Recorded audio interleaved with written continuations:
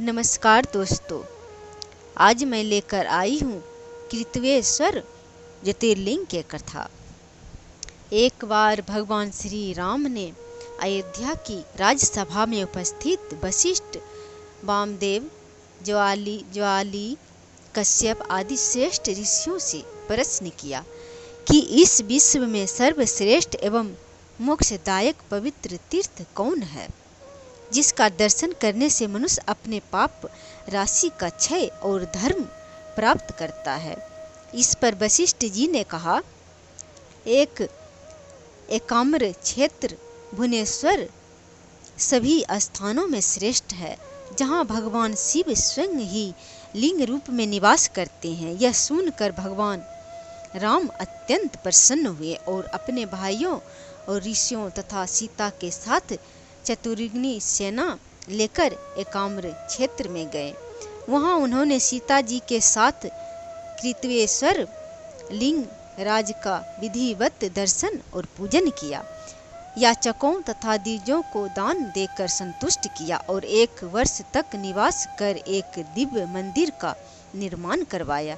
इस बीच वे प्रतिदिन पवित्र बिंदुसर में स्नान करके वे वर्णित विधि के द्वारा गौ, द्विज और ऋषियों का सम्मान करते हुए धर्म पूर्वक जीवन व्यतीत करते रहे। एक बार जब भगवान श्री राम ऋषियों के साथ धर्म चर्चा में लीन थे, तभी आकाशवाणी हुई, हे राजन, इस पवित्र शिव स्थान में तुम अश्वमेध यज्ञ करो, इससे तुम्हारी कीर्ति सदैव संसार में स्थिर रहेगी। वशिष्ठ आदि ऋषियों के अनुमोदन पर श्री राम ने शुभ मुहूर्त में विद्वान ऋत्विजों की अनुमति से एकाम्र क्षेत्र में अश्वमेध यज्ञ का शुभारंभ किया। मंत्र द्वारा समस्त लक्षण युक्त यज्ञ अश्व दिग्विजय के लिए छोड़ गया। चतुर्युगी सेना के साथ शत्रुघ्न जी उस यज्ञ अश्व के रक्षक बने। यह कार्य में दीक्षित श्री राम जी ने देवताओं तथा ऋषियों का आशीर्वाद ग्रहण करते हुए समस्त शुभ लक्षणों से युक्त उस अश्व को मंत्र पाठ करते हुए जाने की अनुमति प्रदान किया। उस घोड़े के साथ चलते हुए ससैन्य श्री शत्रुघ्न जी अनेक नदी, नद, सरोवर, वन एवं प्रदेशों को पार करते हुए श्रीशैल नामक स्थान पर जा पहुँचे, जहाँ कज्जल गिरी सा काला राम का नित्य देशी दुरात्मा कमंठांग असुर निवास करता था। उसने श्री राम के यज्ञ अश्व का हरण करके उसे लातों से आच्छादित एवं पर्वत की कंदरा में छिपा दिया। जब श्री शत्रुघ्न आदि वीरों ने यज्ञ के घोड़े को नहीं देखा, तब वे बड़े चिंतित हुए और चारों दिशाओं में घोड़े की खोज करने लगे। रात्रि भर किसी प्रकार चित्रावली नदी के किनारे चिंतामग्न उन वीरों को प्रत्येक क्षण कल्प के समान बीत रहा था। अश्व की रक्षा कर पाने में असमर्थ श्री शत्रुघ्न आदि वीरों ने अपने मरने को ही उचित समझा। इसी बीच देवऋषि नारद बिना बजाते हुए वहां आ पहुंचे। सारी स्थिति जानकर उन्होंने श्री शत्रुघ्न से कहा, आपके अश्व का अपहरण विकट राक्षस के भ्राता कमठ ने किया है। उसने उसे श्रीशैल के पास पलक्ष वन में छिपा दिया है। उस पापी का वध कर आप अपने अश्व को प्राप्त कर सकेंगे। देव ऋषि नारद की बात से शत्रुघ्न प्रसन्न होकर कमठ राक्षस का वध करने के लिए अपनी सेना के साथ प्राचीन वेत्रवती नदी के किनारे जा पहुँचे। इधर देवऋषि नारद श्रीशैल पर्वत पर स्थित असुर राज कमंठ के महल में पहुंच गए।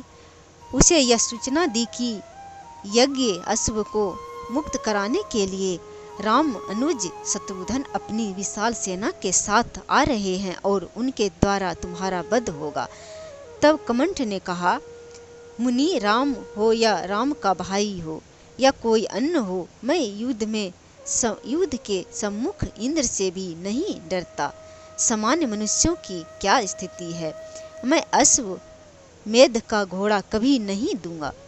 यह कहकर वह भी अपनी सेना सजाकर युद्ध के लिए चल पड़ा। दोनों ओर से भयानक युद्ध होने लगा। अनेक हाथी घोड़े सारथी आदि देवासुर संग्राम की तरह उस युद्ध में कट कट कर गिरने लगे। रक्त की नदी बहने लगी।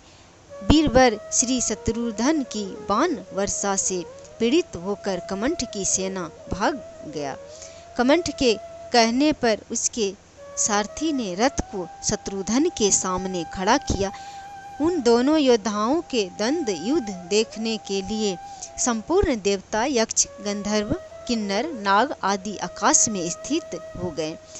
कमंठ के द्वारा छोड़े गए पिशाच अस्त्र को श्री शत्रुघ्न ने गंधर्वास्त्र से काट गिराया। इसे सभी दानव भयभीत होकर भाग गए। कमंठ के अपनी भागती हुई सेना को लौटाया और तिमिरास्त्र का प्रयोग किया। इसे दसों दिशाओं में इतना अंधकार छा गया कि किसी को अपना हाथ तक नहीं दिखाई पड़ता था। तत्पश्चात शत्रुघ्न ने सूर्य अस्त्र चलाकर उस अंधकार को दूर करते हुए अष्ट शूलमय तिरछन बाण से उसके रथ के चारों घोड़ों और सारथी को मार डाला। इस पर वह क्रूर कर्मा राक्षस वृक्ष लेकर शत्रुघ्न पर झपट पड़ा। तब श्री शत्रुघ्न जी ने अर्धचंद्र शस्त्र से उसका मस्तक काट गिराया। कमंठ की मृत्यु से प्रसन्न होकर देवों ने शत्रुघ्न जी की स्तुति करते हुए उन पर फूलों की वर्षा करने लगे। इसके पश्चात शत्रुघ्न जी यज्ञ का घोड़ा लेकर भुवनेश्वर लौट आए। यज्ञ अश्व प्राप्त कर भगवान श्री राम ने विधिवत अपना अश्वमेध यज्ञ पूर्ण किया। इस यज्ञ के किए जाने पर भगवान शंकर अत्यंत प्रसन्न हुए और वे भगवान श्री राम की प्रार्थना पर एकाम्र क्षेत्र में रामेश्वर रूप से प्रतिष्ठित हुए।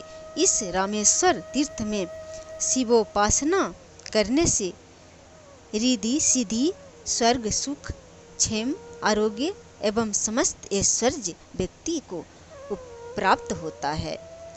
यह कथा जरूर सुने और दूसरों को सुनाएं और श्रावण मास में भगवान शंकर की पूजा आराधना जरूर करें। यह कथा एकाम्र पुराण में वर्णित है।